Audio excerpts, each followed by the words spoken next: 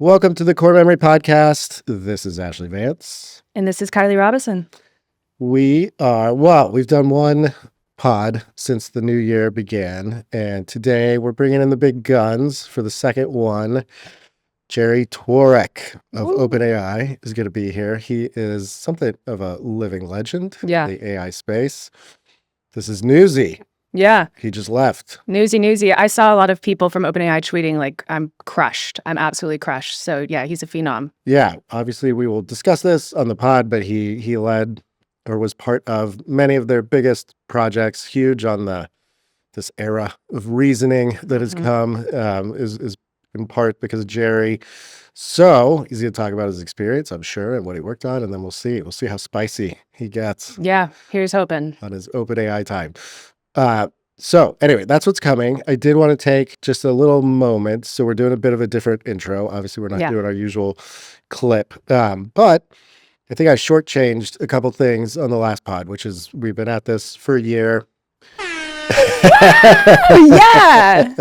And, we have a broad media empire here at Core Memory. Obviously, if you're listening to the podcast, you've probably found the podcast. We got a video channel on YouTube, podcast channel on YouTube. We've got our Substack, making movies, doing all this kind of stuff. And the reason I want to do this is just to thank people like deeply for who have been here for this first part of the journey, our loyal subscribers and listeners and everything. And anyway, just a really genuine, heartfelt thanks. We got this thing off and running and a bunch of people who signed up for the Substack from day one or tuned into the show. It's cool. Now we have Kylie bringing energy and fresh blood to this venture. I always say that you put so much time and work and energy into everything you've delivered this year, and it really shows. And I'm glad people are subscribing. It's a huge reason why I wanted to join, is just because you really get this space, and like you work hard and you also play hard. Like it's playful and fun and fucking rad. So congrats. Well, thank you very much. And for those of you who've been potting or for free, that's all fine. We love Brex, Ewok Ventures. They help us pay the bills. But if you have been listening to the show a lot and you want to leave a little token of thanks, I know this is so lame, but actually apparently it makes a huge difference if you would actually put a review. If you've been listening to lots of the show, take 5 minutes. Leave it's easy. Review. It's easy. I do this for a nice Starbucks barista. Come on, guys. Just a little bit. It'll really help us out. You'll be doing the right thing. And then otherwise, if you are already paying for our Substack and everything, thank you so much. And the rest of you should as well. Yes. And don't forget to subscribe to YouTube, Core Memory Pod and Core Memory. Big stuff there. Great stuff. All right. I won't keep selling too much, but genuine, heartfelt. Thank you to you all. Hooray. And then off we go with Jerry Tworek.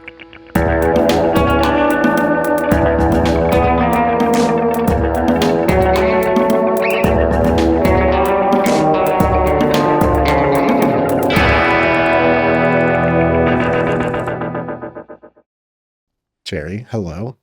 Hello, Ashley. How are you? I'm having an excellent day today. You've got the glow of unemployment about you. 8 days of unemployed so far, and it's a change, it's a shift.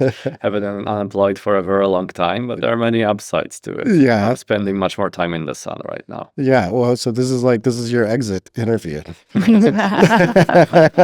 you very much for a very, very fruitful collaboration. Well, we set the context for you very, very briefly, and so I'll dive in just one sec to give people a bit more context. But you started at OpenAI around 2019. I want to say you and I we've chatted before. You're from Poland. I am. Originally, very brilliant mind. You were kind of in the, like a lot of AI people, in the high frequency trading type world before coming into AI. And then at OpenAI either worked on or led the teams of just many of the major products that people are familiar with. And I think kind of maybe most recently, sort of everyone would have heard of Strawberry and O1 and this era of reasoning models and everything. And that was something you were chasing for quite a while. Yeah, exactly. And then, as we all mentioned, you just recently left. It was a thing. on X, on Twitter. In a way, it's a tricky thing to do, because if I wouldn't say something myself, the press would do Becomes that a for scoop. me. It would be a scoop, it would be a leak. So in some way, I really like being transparent and honest about everything I'm doing, and I thought it's better if I say myself my version of a story rather than it being traveling via a broken telephone. We hate that. You could have called us. Here we are. Very happy to call you with whatever it is in my life. What I have for lunch, I can also take Perfect. if you want. I mean, it was a good exit note. I mean, you really gushed about your time, and it was a significant amount of time through like so much change. What was that like, seeing it for the last 7 years? Honestly, every year I've been at OpenAI, it's been a completely different company. The hypergrowth, both of the company itself and of the AI world around it. I don't think there are that many stories like that in the history of the world at all. The speed of the growth and a way of change.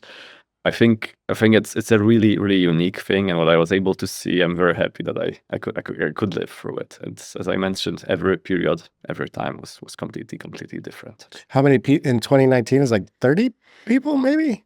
Yeah, I think it's Wow. around 30 people. And what's it at without many thousands now? But 3,000 I don't maybe, know I the think. latest count. Yeah, It's hard to keep. definitely not able to count everyone. Yeah. But it's a pretty significant company. It's a big company, many offices, global presence all around the world. Yeah. It's hard to find people who haven't heard about OpenAI right now. And when I joined, there was few groups of people doing their own small research projects and small pods, trying to still the thing that remained at OpenAI was the ambition and always aiming for AGI, always wanting to transform the world from the very beginning and make this positive impact. And I think the company really successfully managed to do that. And the amount of kind of intelligence being distributed and usefulness to people through ChatGPT, I think it's a pretty amazing thing. Yeah. All right. What do we do at Core Memory? We cover innovative, fast-moving, forward-thinking companies, which is why Core Memory is sponsored by Brex, because Brex is the intelligent finance platform for many of these companies. 30,000 companies, from startups to the world's largest corporations, rely on Brex's technology for their finances. They've got smart corporate cards, high-yield business banking, and expense automation tools that are fantastic. I hate doing my expenses, and Brex's AIs and software run right through those expenses, figure out where we're spending money, and take care of so much stuff for you, so you don't have to waste your time on it yourself. Go to brex.com/core memory to learn more and just, get with the program. Let's get going. Let's get out of this archaic finance software and move toward the future. Core Memory and Brex. So what happens? You issue a tweet like that, and does every foundation lab on Earth immediately contact you? Many do. And I'm in the process of figuring out what is the next step. I have being in this industry for so many years. I also already have many connections and know many people around. And in a good perspective, I'm not really in a super big rush to figure out what do I want to do next. I've been working pretty hard for many years and even have that much time to meet people and talk to people. So now I have a chance to take a bit of a moment to figure out how do I want to spend the next 7 years. But I do have a lot of conversations. Yeah. Well, in your tweet, I mean, you said you wanted to be able to do research you felt like you couldn't do at OpenAI. Yeah, can you explain that a little bit? I mean, the origins of that and what that might be. Yeah. There are multiple aspects of certain things that are just hard to do in a company that has to compete in a extremely brutal and demanding race for having the best AI model in the world right now. And one dynamic is there is naturally how much willingness of risks companies are willing to take from the perspective of trying to not fall behind user growth metrics, paying for GPUs is a very, very hard thing to do. And because of that, like showing strength and having consistently the best model is really important for all major AI companies right now. But that does affect somehow your appetite for risk that you are willing to take. And another set of trade-offs that are hard to do is companies have org charts, and org charts often determine what kind of research you can be doing, because every team needs to have some kind of identity, some kind of research scope, some kind of set of problems that they work on. And cross-organizational research often is very, very hard to do, which is something I'm not sure yet fully solved problem how to organize research on a larger scale very well. Research likes dynamism. Research almost, you can say, likes chaos. But large groups of people need some order and need to have a structure and need to have an org chart. And because of that, I think like shipping your org chart is a very, very well-known concept, and almost all companies do it. In terms of research as well, you are shipping your org chart. You're doing the projects that people are set up to do. And at the same time, I think I wanted to do some research that the OpenAI org chart didn't really easily support. Is this like a new breakthrough that we're about to see from JT? Or? I think every researcher in the AI world wants to work on the next breakthrough, and I definitely count me in that group as well. And so, I mean, I've talked about this with Mark when he was on the podcast. I mean, everybody's coming to him with their ideas, and to Jakob, and you know, I guess OpenAI has a history that's paid off for them well, which is taking risky ideas and sometimes doing things the other labs weren't. But I know everybody, I'm sure you have so many smart people, they're all coming with all these things, and at some point it's a company with limited resources, although quite a lot. But it has to make choices, right? And so, yeah, that must just be a really difficult process. So you kind of, whatever you're thinking about is it must be quite like a novel path or something, if it's like, we don't know if we want to go this direction or if we can afford to do this right now or not. I think the Ilya's concept of age of research, I'm not sure if it's as binary as he said, but I definitely think there's much more to explore in the world of AI and machine learning than is currently being explored. We settled on a transformer architecture 6 years ago, and people have been scaling transformers for quite a while and going pretty well. There's very, very clear path to every quarter train a better model with slightly more compute, with slightly more data, and we see there's no really stopping of the progress on that. But is that it? Is that the last thing? And I am pretty sure it is. And there are many ways in which we can keep improving our models that are not being done yet. In many ways, as you have introduced already, I worked on reasoning, on scaling up reinforcement learning. And before that was a thing, people were really betting big on scaling pre-training of transformers. And it's one way of scaling, and it's been going well. And also, every time you pre-train a better model, it is more capable. All the evals improve. So you can say you should just keep scaling pre-training and we'll get better and better model. But suddenly a few people, dreamers, researchers believed in there are more things we can do than just scaling pre-training. Let's prove that scaling reinforcement learning on top of those language models to also pretty comparable to pre-training amounts of compute will be able to teach those models things that just by pre-training alone you would never have done it.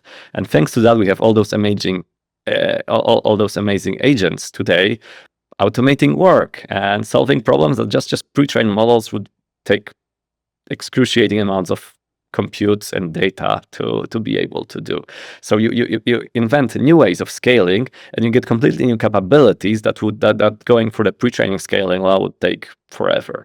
And like this was a pretty big jump. I think reasoning models since basically introduction of GPT-4 were the major capability jump. And I just think there's more things like that. And I always think researchers should not only think about incremental improvements, but also how to completely turn the game upside down. It was Ilya at NeurIPS last year where he was like, we're running out of data. There's going to be an end to this. And the idea that pre-training is in its struggle era is like, I'm wondering what the next breakthrough is. And that's basically what you're touching on here, right? Yeah. And I don't think it's exactly saying that the pre-training is ending and there's no more. Pre-training is still improving, and there are many ways which it can be, but it's not the only way to improve the models, and other ways may just improve the models faster. Scaling pre-training just improves the model very, very slowly on a lot of things. It does something, and the models are better, but there might be more. So there's a funny thing about Silicon Valley, which is a lot of times tech companies are coming up with these very original ideas that the rest of the world thinks are weird, and that's how you build these new interesting businesses and science and research, is to chase the direction other people are not going in. And then once something blows up, it goes the other way, which is there's this massive consensus, and then people get a little, we're all doing it this way, and now we're racing on how we do it this way. I mean, that's what you're describing a bit. And do you feel is this going to be a problem now that we've gotten into this model race, and we've been in this for like 2-3 years? I mean, it is like are all the major labs getting more conservative, and is this a broad problem? I am definitely extremely sad that all the AI labs are trying to do the same thing as OpenAI is doing. OpenAI is clearly a very successful company that got a lot of things right and taken the world to the paradigm of scaling up transformers, and also has proven that scaling and scaled up machine learning models can do a lot of really great and useful things to the world. But how many companies doing exactly the same thing do we need in the world? I don't know. The competition is clearly good, so it's probably better than one. But we have, 5 pretty serious scaling AI companies right now doing exactly the same recipe and trying to build maybe slightly differentiated product on top of the same technology. And maybe it's the right thing to do, but I would like there to be a little bit more diversity, a little bit more differences in the models. If you look at all the best models right now in the world, very few people actually notice the differences between them. I think there should be more blind tests of people talking with one model and the other, and are they able to distinguish? Are they able to tell which model is which? I think like 99.9% of users would not realize. Those models are and feel very much the same, even though there are different teams doing slightly different things. All the labs are thinking, we are doing this slightly better, and the other lab maybe is better in some other technique. But in the end, if them all end up so close together, where is actually the exploration, and where is the ability to innovate, to differentiate yourself versus the others? I don't use them for coding or for like hardcore science research, but I do.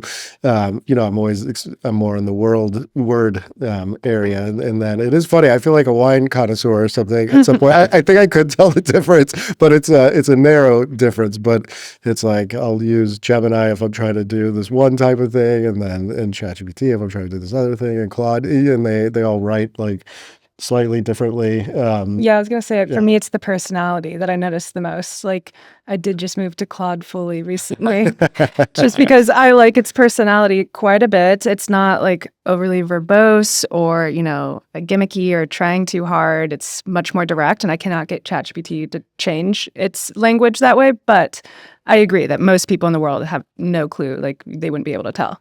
Yeah. Such a stubborn machine. Consider yourself a high taste tester. I mean, can I ask a semi-difficult question Please do. From this? I mean, look, I've been spending all this time at OpenAI. You're a legend, inside of the company and out. You've got a pretty good track record of what you work on turning into a success. So is this a bad sign? What does this mean for the company if you of all people are like, this is what I want to work on, and I have no idea if the company said yes or no, but they at least made it difficult enough for you not to want to do that there? I mean, especially for a company that did start out as a research lab, I don't know, is this a bad sign? I think sometimes people grow up to the situation where they think their roads need to separate. It's a very important thing for a single company and whoever is in that company to be aligned in some ways about what the goal is and what the path forward is. And at some moment, I think like my feeling of what the path forward is diverged, at least in some meaningful enough way, to what OpenAI chosen, what the path forward is, and how the next year of research should look like.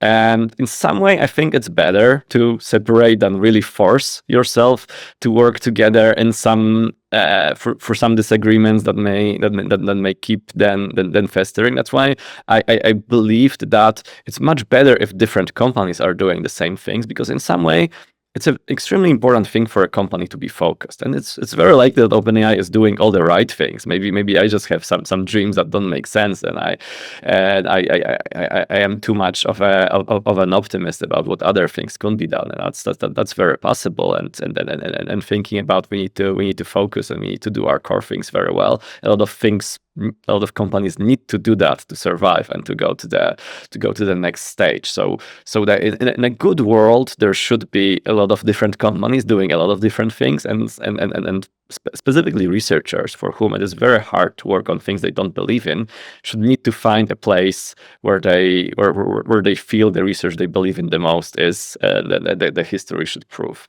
over time which one is the best. That's why I am again a little bit sad that all the companies are doing the same thing, because these days if you want to do something different than ML mainstream, it's very hard to find a place to do that, and that's the only thing I am probably the most sad about. And you're like still figuring out what you want to do next, what this looks like. So if all the labs are doing the same thing, you don't see yourself like jumping to another big lab, right? I'm definitely thinking of what are my next stages, but if there were more options of doing something slightly different than the mainstream, I would be happier, and it would be easier for me to choose and find that place. What do you think it takes for us to like deviate from the mainstream? Because I can imagine being a company that is like spending so much money and so many resources and is so in the spotlight. They're afraid to take these risks, but they really might be necessary. So like what has to change, or will it even? That's the interesting thing. I really like risk taking, and I've been described that way, and I think taking risks is good. But at some moment when there is a lot of money on the line, there are very, very few people who can and are willing to take that risk. And personal risk appetite is a very, very very specific and very unique thing to each individual, what they are willing to do. And I've worked with a lot of people over time, and I really think people should be willing to take more risks and try a little bit more things out there. I think researchers also, for the things like the compensation in the AI world is being pretty crazy these days. But I also think sometimes it makes people really not want to lose their job, really not want to have a bad performance cycle, and because of that want to follow maybe short-term paths of gains. And sometimes those are very brilliant, very well-meaning people. It's just sometimes the system is set up a little bit to think too short term, and specifically researchers should really be encouraged to take risks and to make bold bets, because that's how the progress is being done. So we know about a couple in some ways, I guess. I mean, John Carmack went into his cave in Dallas. I think he was solo for a while. I think he has a few people working for him now. Yeah, and he was just kind of like he said what you were saying a couple of years ago is I don't know if I can do something different, but I think somebody should at least be tinkering away on a very different approach to this. I don't know. I've talked to Ilya, but I don't know much about what he's actually working on. So I have no idea if it's kind of a continuation of where he left off, or if it is some radical, I mean, I'm sure he thinks on some level it must be some different approach, because otherwise, why raise all that money and go try to do this?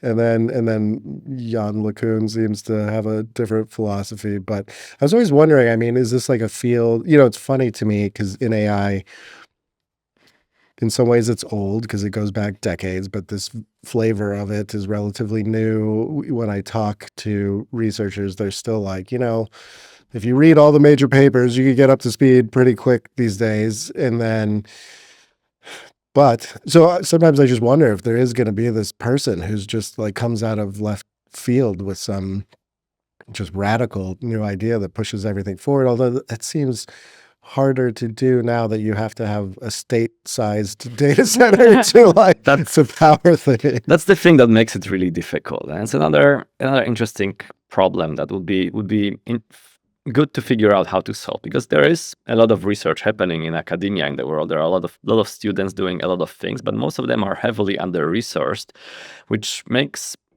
that research ultimately go kind of nowhere, because the real research you want to do is the research at a large scale.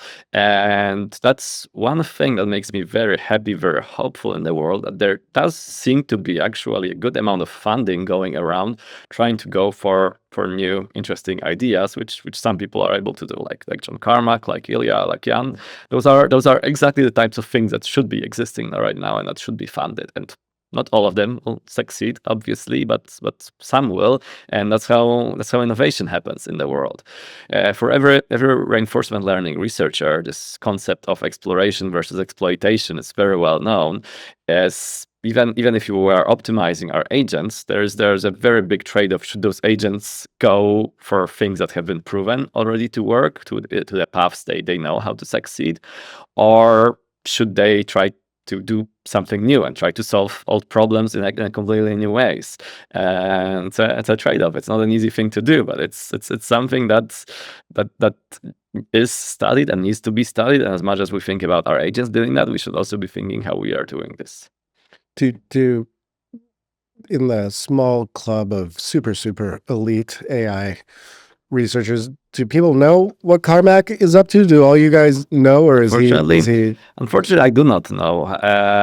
As much, maybe okay. Maybe I do know something. I think he is betting on very end-to-end reinforcement learning on computer games via mouse and keyboard. I think there is something like that, if I recall correctly. I'm going out of memory, but it's a very, very interesting thing, because one thing I've been thinking for a long time, I think video games are actually one of the most interesting environments to be training intelligence, because as the games are made to be interesting, they are made to be interesting for a human brain. And being interesting for a human brain, like, there are some storytelling elements and elements of power fantasy, but there's also a lot of just problem solving, and then it has to be interesting, engaging. It cannot be repetitive. There is something that computer games are very much tailored to human intelligence and are, in an interesting way, teaching a lot of things about resource allocation, about how to solve puzzles, about how to win various types of games. And it's exactly kind of what you want your agents to do.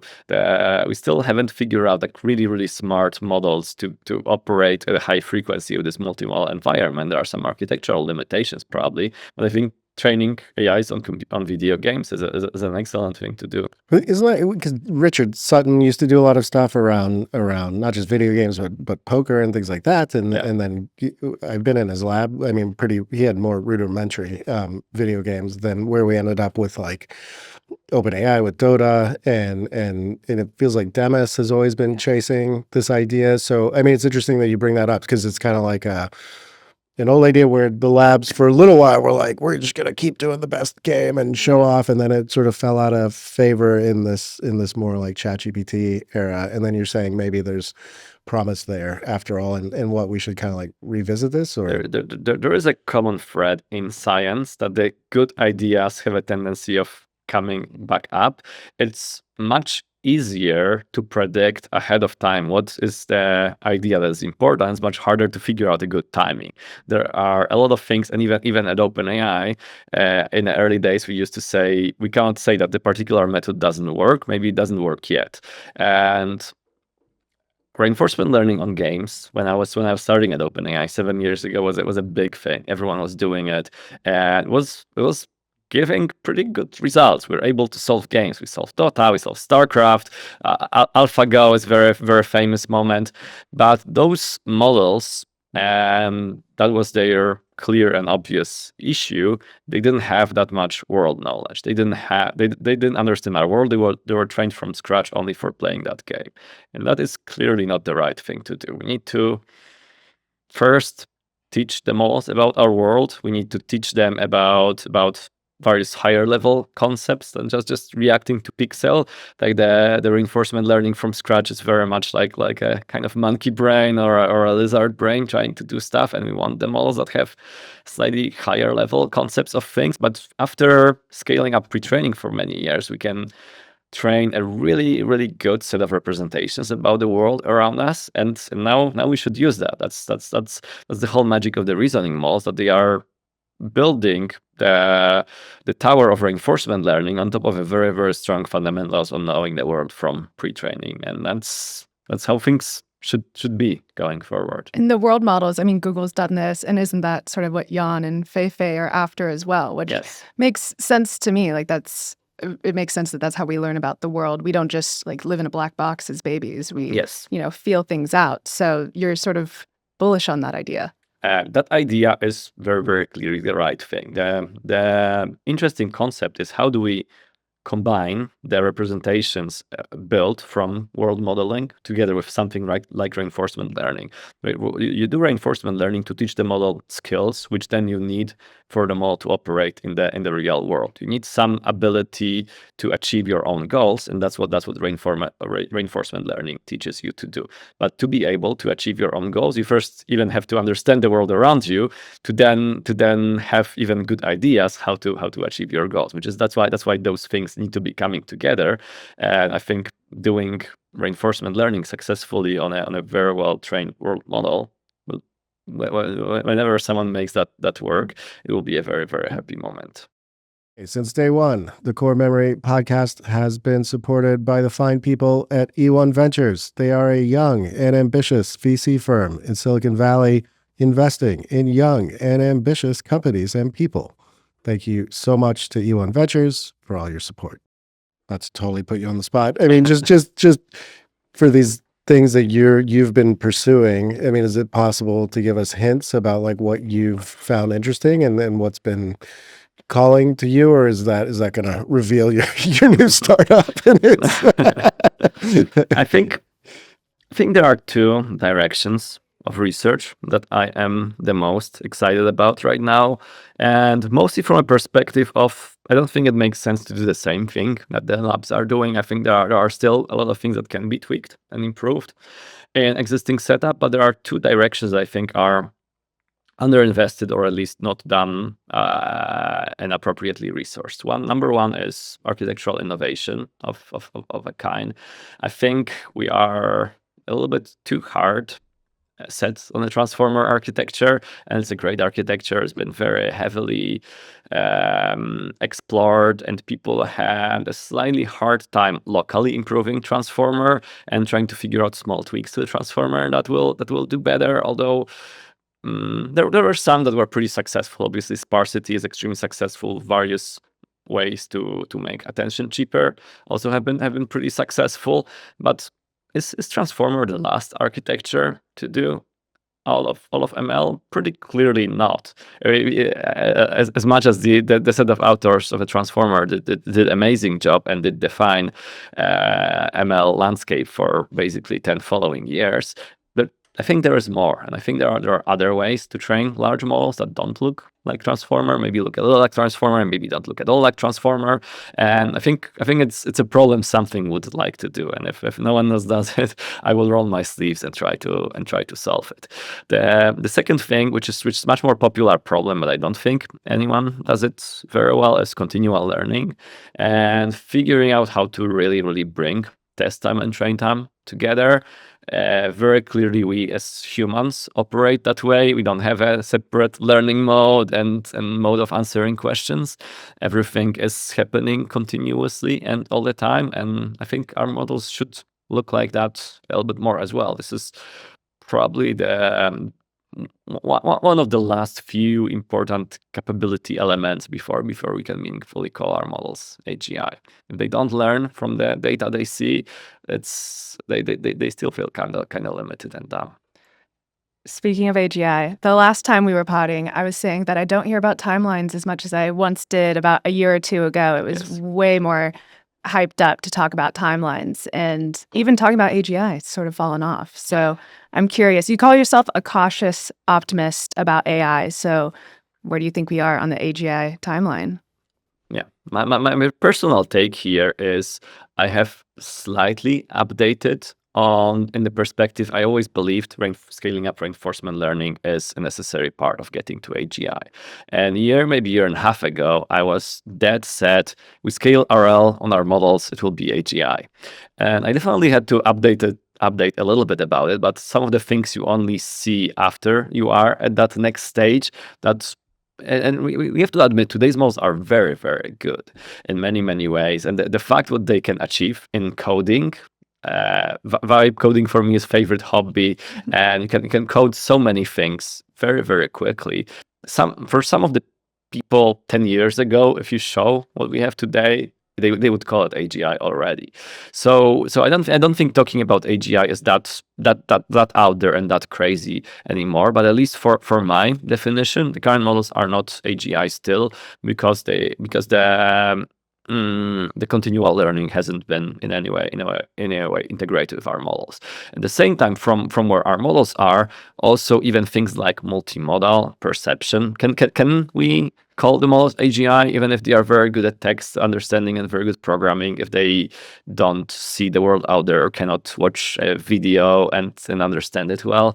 So there are many problems that I would call necessary steps to really achieve that civilizational milestone of building AGI. And for a while, I was thinking that if we really try hard and if we do really everything well, maybe 2026 will be at least the year we achieve really good continual learning and really general reinforcement learning. I think my timelines are still a bit shifting, but at the same time, the field of AI is moving pretty quickly. The investments are only cumulatively growing year by year. More and more people are getting into the field of AI, which increases the talent pool, which increases the number of ideas we explore. So I don't think the idea is completely wild and completely out there. Maybe it will be slightly earlier, maybe it will be slightly later, maybe 26, maybe 27, maybe 28, maybe 29. I don't think it will take much more than that, but there is work to do, but people are working hard on AGI.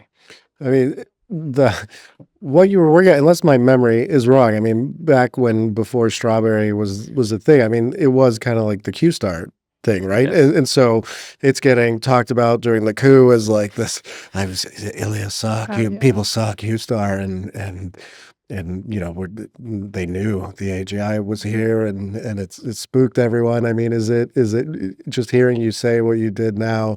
It is funny how, I mean, it is a tricky thing. It's like these things do incredibly impressive things, and then we get super frothy, and then time passes, and like now Strawberry was incredible and it like changed the whole field, but I don't think it like scared the shit out of me the first time I used it. You know what I mean? I know what you mean. Yeah. An interesting part of both human psychology and a way how we interact with technology. Like it really, to me, still effects of scale-up reinforcement learning have been pretty significant, and I think even more we'll see over time. Specifically, like first and foremost, from applications to programming, which will affect our life in many different ways. Doing any large-scale programming project today versus a year ago is a completely different ball game, and we will see impacts of those in various things. In a place where me and my team and many people at OpenAI were 2 years ago, when the first signs of Q-star working were, you are sitting in a room and you are seeing something that is a meaningfully new technology. And if you are not a little scared, a little worried, having a little bit of a moment, what are the consequences of this world of us doing this, then I don't think you are treating your job very responsibly. I think every AI researcher should be thinking, if I am doing something, it is something new, it has new capabilities that were never ever demonstrated before. What is happening in the world? And like many researchers do, sometimes it is easy to take it like step or two steps too far. So far, the AI hasn't done anything meaningfully bad to the world. Although maybe things like sycophancy can be debated, or that we know about. Yeah, exactly. But still, I think it's a very, very good and very healthy response of being worried and cautious whenever you release new technology to the world. I think it's we are living through the times of change, the times from diffusion of a lot of new things to the world, and they will have impact. They will have impact how people spend their lives. They'll have impact how people think about themselves, about others. They will have impact on interpersonal relationships, on international relationships. They'll have impact on the GDP and on productivity. And like sometimes someone writing a line of code has done things to cascade through all that, and the weight is pretty heavy of that. That is all super legit. I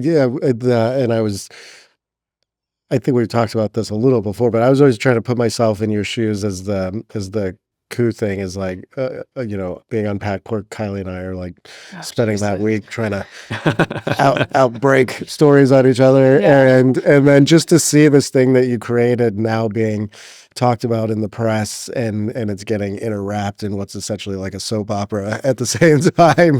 Was it I don't know if funny is the right word. Was it weird to see your creation like turning into this object of such fascination in this moment before anyone really knew what it was? It's hard to disentangle the world of technology and concepts and human emotions and human lives and human agreements and disagreements. We clearly live in the world where the important players in the AI world have network of relationships that is very complex and on many levels, and like untangling it will take historians many years or decades fully to understand what actually happened here and what was the case. I honestly myself now have only very spotty recollection of everything that happened through the coup, and we are learning a lot of things whenever new depositions happen, whenever new documents are being unraveled, some new facts are coming up, and again, at some moment in the future will surely dig out all of it, but the world is complex, and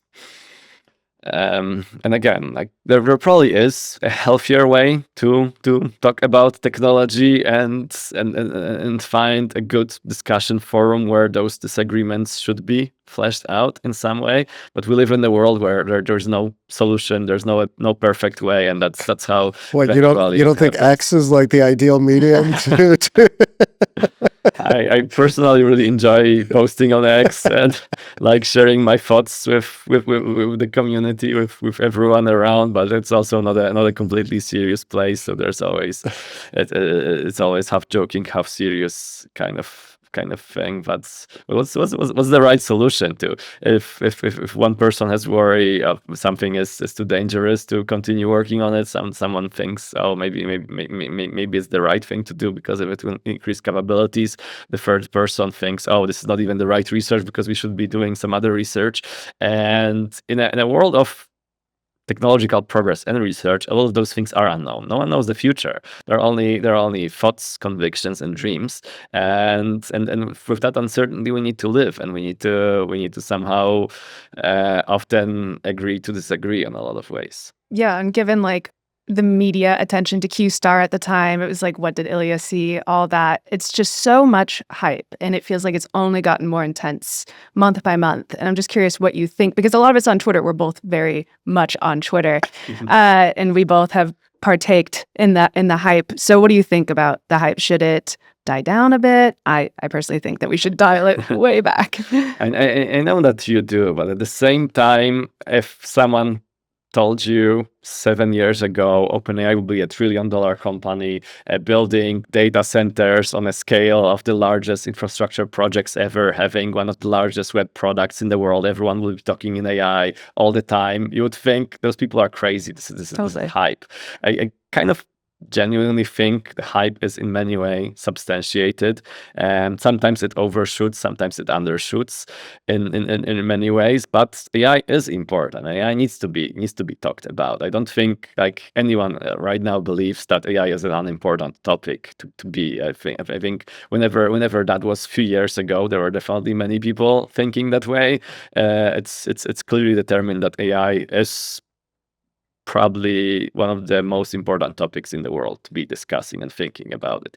How quickly the progress will go here, what are the right paths, how safe or how dangerous this is. Those are all those things that can be disagreed and debated, but AI is here to stay and only be better. Totally. But like taking the technology out of it, I mean, I even covered the MSL poaching spree. Like it's become more of a soap opera and a reality TV show than about like the hard science. And you've been doing this for so long. I'm just curious, like, have we sort of overstepped into reality TV territory? But who is making that soap opera? Us. That is the question. It is. It's not me for sure. I'm like old enough to kind of live through the dot-com boom and Yeah. like these different eras. This one is a bit more soap opera. Like we didn't have, in the great productivity software wars. I don't quite remember things being like this. I mean, it's just like, I guess because the stakes are so high and the amount of money. I mean, just the trading of researchers between labs and then the crazy drama that is on top of all that.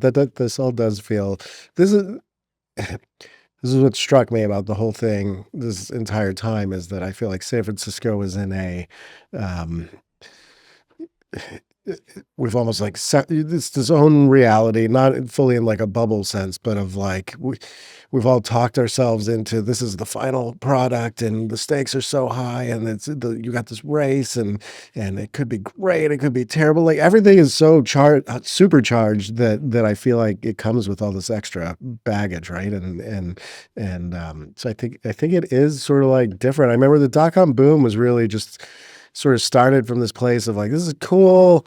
All the world's information is available. We can contact everyone. And then we're kind of like making startups. It just turned into this like blatant money grab because it's kind of like somebody's going to get rich off this. Let's figure out who. But it didn't feel like the weight of the world on all this stuff, I don't know how you guys actually live through this, because I'll like hang out with you, might be at like Anthropic or something like that. And then I see everybody working so hard and you're in this like race against each other. And again, the stakes are so high. I mean, it must be to have done this for 7-8 years. It's just, I would understand you taking some time off. It must be like exhausting and just sort of psychologically, because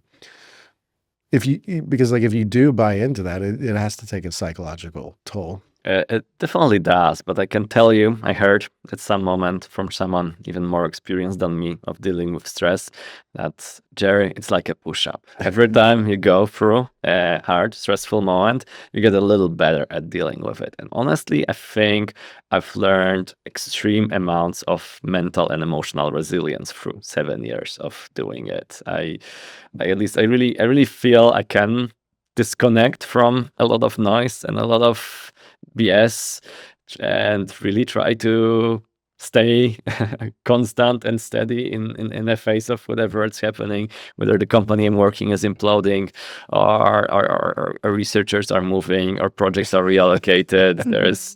There's always something interesting. And I've heard someone compare the talent poaching to sports team transfers. Yep. Yeah. The thing that works well for the sports team is that there are roles and there are some times when I was going to say, yeah. Out, and unfortunately through the California law, it is not really possible here. I think it'll be good to have some rules for it, because I think there are some people in the business that are changing jobs more often than actually do any work in the meantime, and that definitely is happening as well. How about AI salary cap?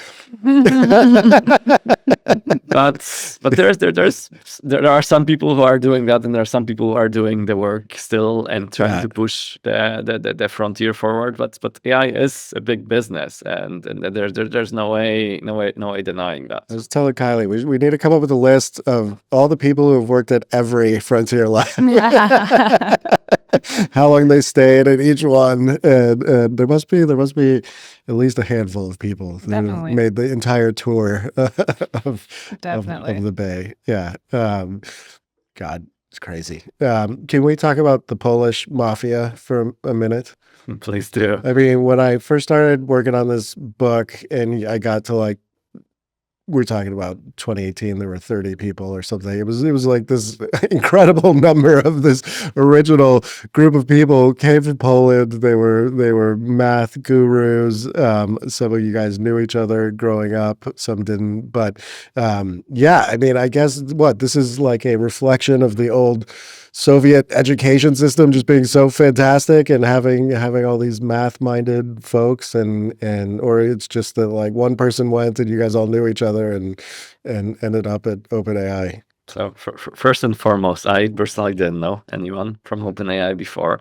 I ended up at OpenAI completely randomly. But especially in the early OpenAI, there was definitely high representations of Polish people. I don't think it did survive the test of time. Right now, there are few more Polish people than in the early days, but not that much, given how company has grown 100 times. But like there is something to that, but I haven't experienced other education systems to really tell you if the Polish education system is that great. We definitely have a lot of brilliant people, and what I really like about Poland, and I think what is also a testament of the Polish economic prosperity and development over the 37 years I live on this planet, is that Polish people are pretty hardworking, which is kind of a more and more rare thing as the time progresses, and as in a lot of developed countries you can see people slightly less put emphasis on working hard. Life's too good. Life can be very good, and there are many ways in many other things you can emphasize and prioritize in life, obviously. But people in Poland really care, and the transition from before I was born, Poland was still a communist country. Just the year I was born, we transitioned to a free market economy. It was something a little bit brutal, but the Polish society really embraced this change and tried to figure out how to become entrepreneurial, that you have to work for your future and for building prosperity, and it works. I'm an expat. I don't live in Poland anymore, but every time I come, which is once or twice a year, I see my country built up. I see my country better. I see my country more beautiful. I see my country more prosperous, which is just a really, really great thing to see. It's an amazing story. Are you like a celebrity there? No, not at all. I feel like the Polish government must be like, fuck, man, we could have done this whole thing. We should have held on to like all these guys. Yeah, I went to Poland last year. I know they're aware of this, and everyone's like, do you know Wojciech? Wojciech is such a great guy, such a sweet person. But I think there are a lot of things still that are hard to replicate anywhere else beyond here. Silicon Valley is completely unique, and American ambition, American scale, and American dynamism is not something that you can really easily do anywhere in the world. Yeah. But I can assure you, Polish people are very hardworking and no bullshit, and that gets you pretty far in life.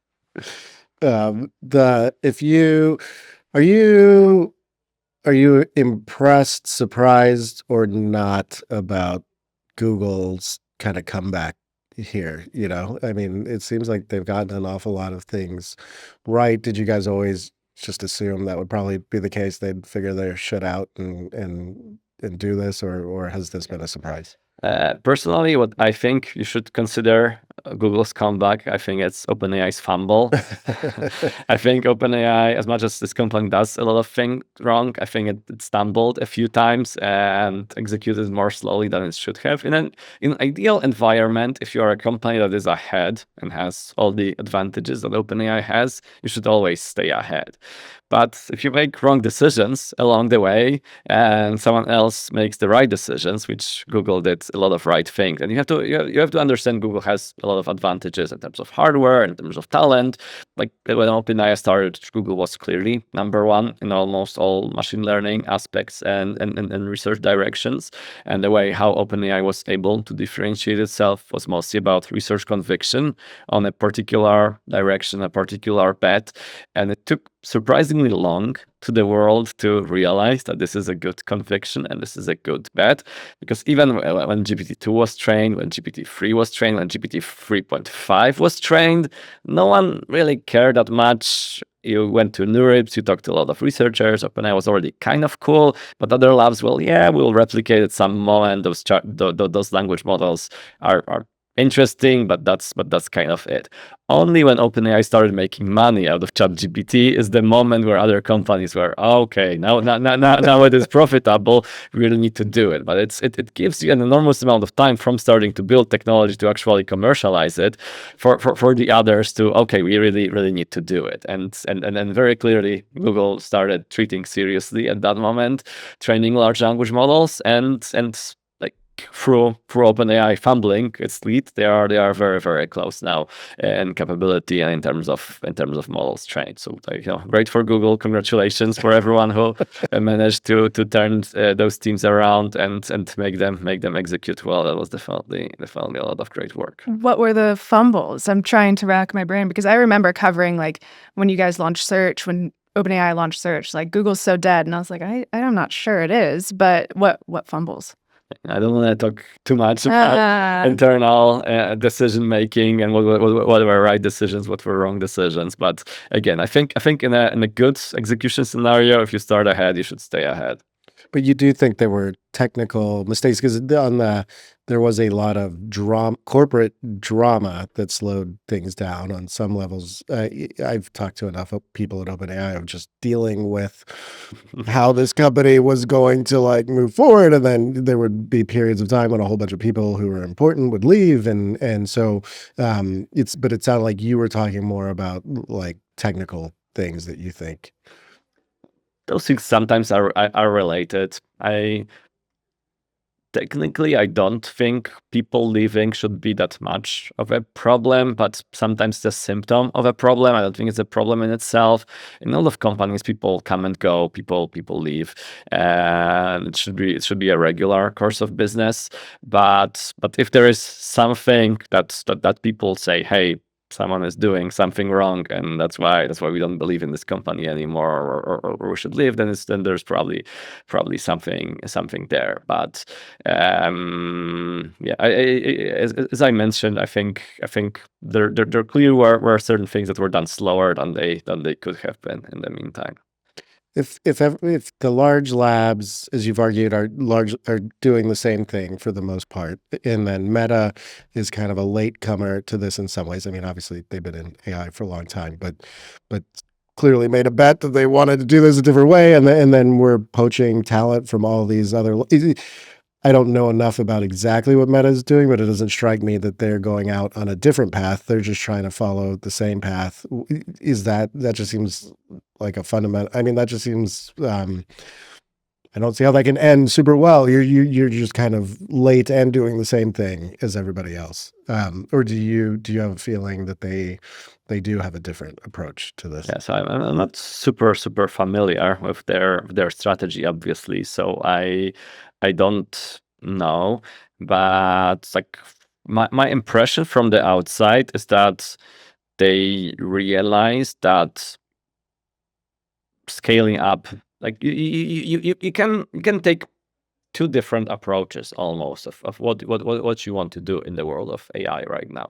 You can either say, I want to have different models than everyone else that will be better in some ways, and this is what I want to build to the world. Or you can say, I want to have as good models as others, but I want to use them differently, or I want to build different products. As far as I understand Meta as a company, it is about trying to connect people and build personal relationships and build things for like maybe metaverse, maybe social networks, maybe experiences, and they. Again, I'm hypothesizing here, but I think the idea is to use the AI technology and the transformers that we kind of know and understand to try to build some of those things and some of the new experiences. That's my understanding. Which, like, from a perspective of a extremely profitable and a big company that has the largest social network on the world, it can be a very good strategy. Was there ever, when you guys are competing all the time, obviously, I mean, and we talked about Google making a bit of a comeback, but I mean, was there ever, when you're having your meetings or you guys are sitting around, some other lab that really impressed you the most? I must say it's a kind of recent development, but the amount of me being impressed by Anthropic has increased tremendously over the last year.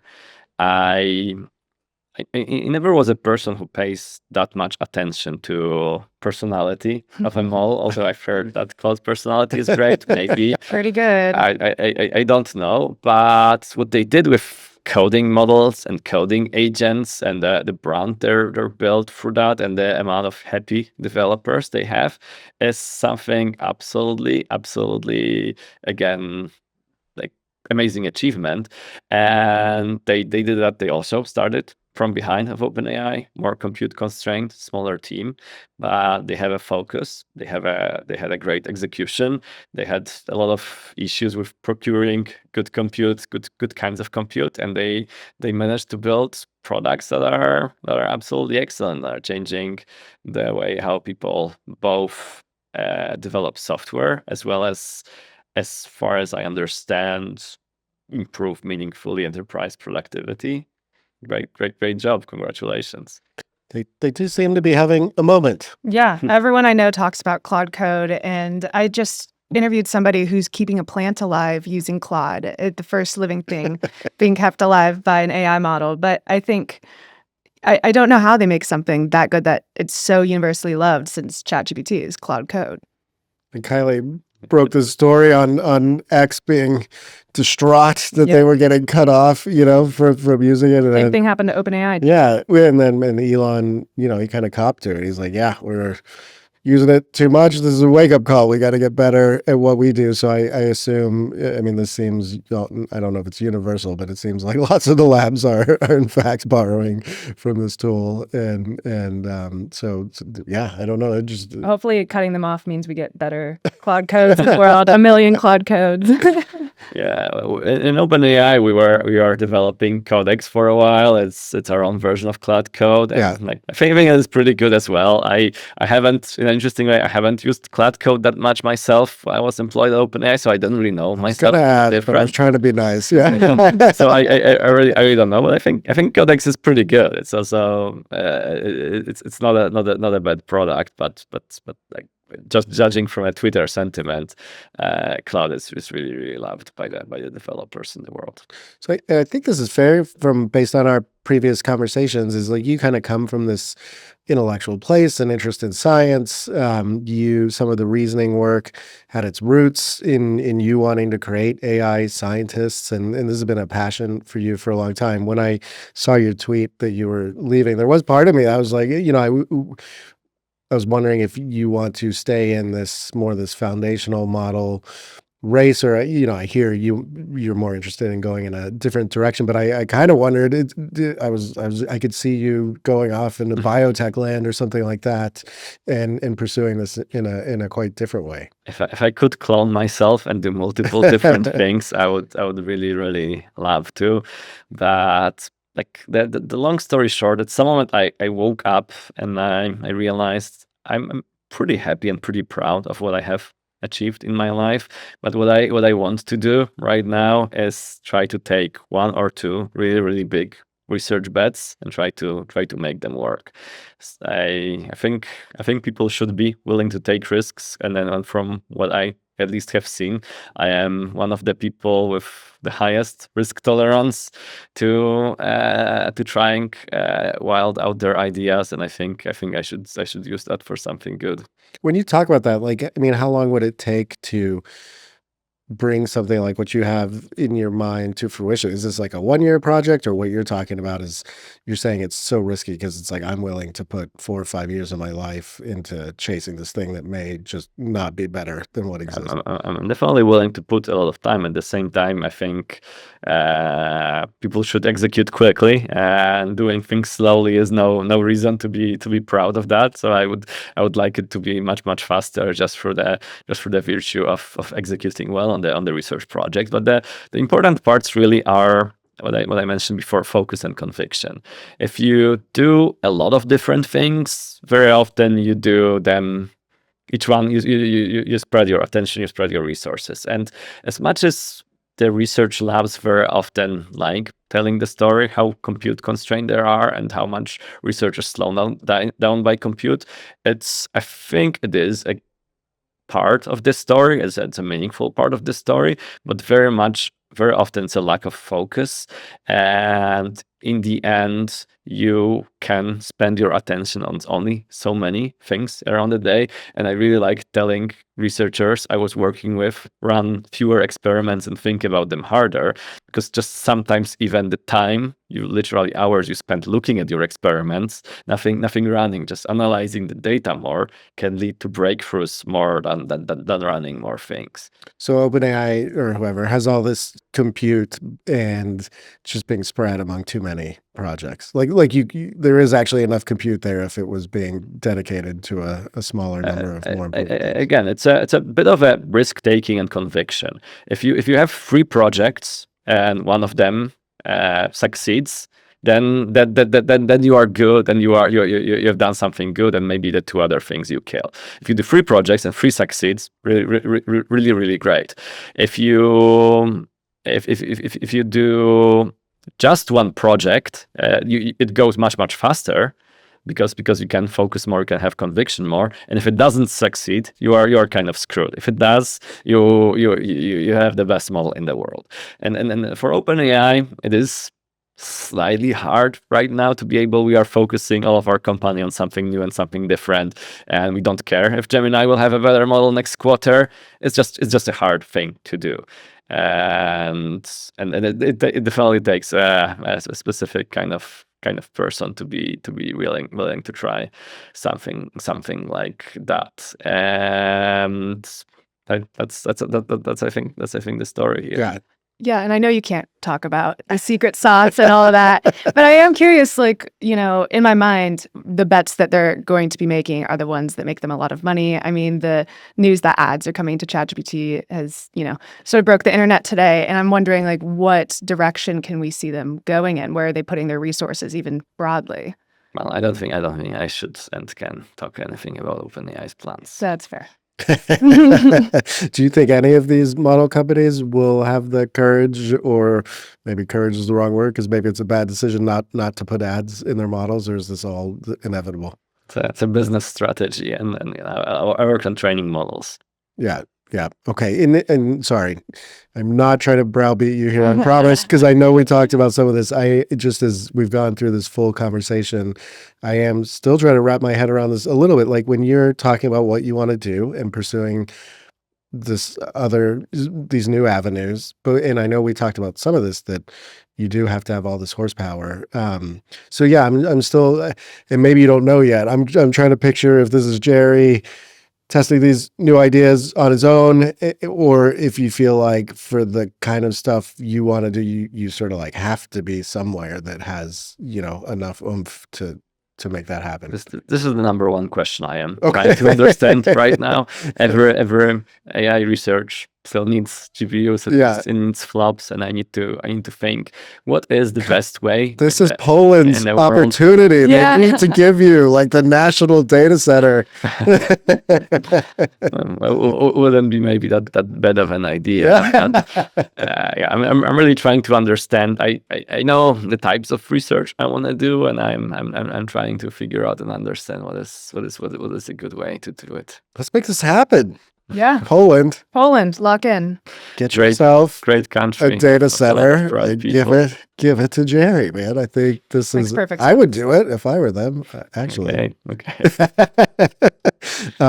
Those were the biggest questions I had. I could talk to you for hours and hours and hours. I feel like I don't want to browbeat you, and you seem so happy. And Glowing. Thank you. Thank you are for- glowing. I don't want to like make you. I've heard that from multiple people, Jerry. You are much happier now than before. You do have a glow, so I don't want to drag you into what are you doing next? What are you doing next? I Vibing. don't know, but I heard from a person who is right now running their own company that working in OpenAI was more stressful than starting your own startup. Yeah. Which was pretty shocking to me, but it is in many ways a slightly stressful place to be in. Well, we'll let you go in a second. I did just think of one other avenue. I mean, beyond sort of this, everybody's chasing the same stuff too much. Do you see a massive mistake people are making in this field, or that's the obvious sort of primary?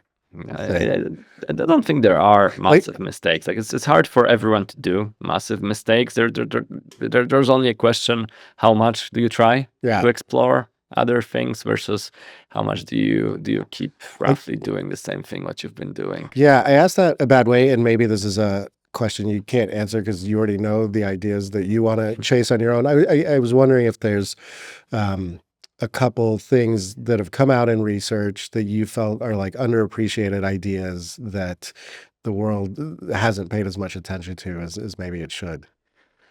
I think there are. I think there are lots of those, to be perfectly honest.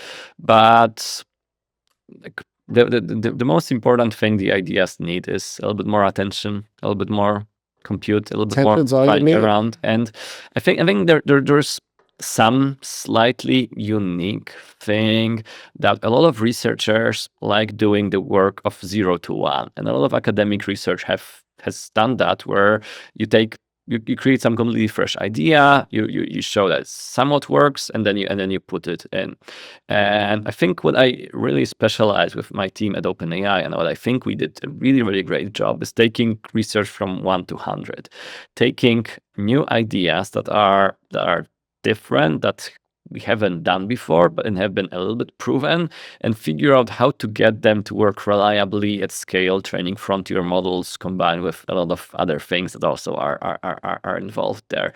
And I think this is kind of what a whole bunch of academic research needs, because the proof of concept is cool, but being able to train one of the most capable models of the world with the particular technique, it requires a whole bunch of very, very specific work to get there, and it can take you years if you don't do it well, or it can take you months if you have a good algorithm how to introduce things like that. And so this is one of the things that I would like to do much more of in the future. When we were talking about some of the departures at OpenAI, you said, well, the company, they should be able to survive these losses. This has been sort of like a star-driven field, though, to some degree. It's Alec Radford does this thing, transform. Poached back 3 people. Yeah, and yeah, I mean, clearly you see by the behavior of the labs, they think this is like a star-driven thing, and I don't know, you're looking quizzically at me, so but there have been these, clearly there's industry-wide work, academic-wide work, but there have been these moments where these large breakthroughs came from somebody they're tied to like a handful of individuals, but clearly you seem to like not think this is a star-driven type. I think it's a in many ways it's a complex subject, but I think both things can be true at the same time. That at many times, and you see that a lot of OpenAI, very small set of individuals have an outsized impact and drive set of completely groundbreaking results that then go throughout the industry. And that I've seen that happen over and over again.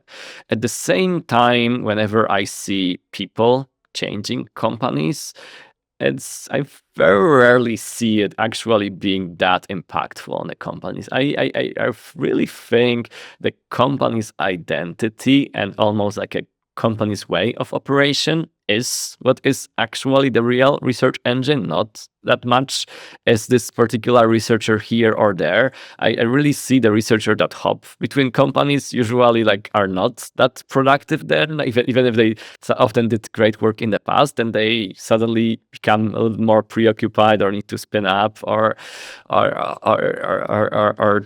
not don't have particularly fresh ideas right now. There are definitely like experience in the field gives you something, but I think it's much more to create an atmosphere of personal responsibility, of being able to explore things, of enabling people to do great things, to do that. And I think it's possible to build a lot of teams that could build great things, whether it's that specific set of people or different specific set of people. I don't think it's that unique. I think actually a good research structure, a good research culture, a good collaboration is much more important whether a specific person is on your team or not. This makes sense. All right, I'm going to let you go. Are you a meditator at all? I have been trying to do more and more of that in my life. I've been trying to incorporate some of it, but I think I'm a bad meditator. All right, before you do your next thing, if you want, I know this very luxurious darkness retreat in Poland. They have these like sort of hobbit holes, but on the inside it looks like a Four Seasons, but you can't see it anyway because they turn all the lights off. but if you need 3 days at this Polish darkness retreat, we can get that for you. Then you can like fully reset and come back. Text me the details. Okay. All right, Jerry. Thank you. So you good? Yeah, thank you so much. It's so funny. My dad also said when I was unemployed, he's like, you should do a meditation retreat. So maybe that won't be the last time you hear that. The guy who runs this is great. He's a character. Thank you so much for coming on here. Hopefully this exit interview was not too painful. And thank you. It's been great working with you. All right, man. It's been great getting to know you, and obviously we wish you all the best of luck chasing these new ideas. Thank you. Cool. Thanks, Jerry. The Core Memory Podcast is hosted by me, Ashley Vance. It is produced by David Nicholson and me. Our theme song is by James Mercer and John Sortland. And the show is edited by the John Sortland. Thanks as always to Brex and E1 Ventures for making this possible. Please visit our Substack, YouTube, and podcast channels to get more of what Core Memory makes. Thanks, y'all.